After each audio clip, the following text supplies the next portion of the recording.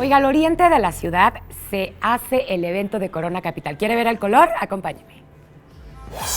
Amantes de la música se dieron cita en el Foro Sol de la Ciudad de México para escuchar a las más de 20 bandas que se presentarán en el primer día del festival Corona Capital 2017. Está chido, a mí me gusta mucho y hay de todo, ¿no? O sea, en todos los festivales, pero está muy padre la vibra del festival. Se me hace que está la vibra súper padre y sí, está muy chido, la neta.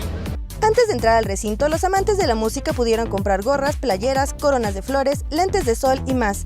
En 3 escenarios las bandas subieron a tocar sus mejores canciones y pusieron a bailar a los asistentes.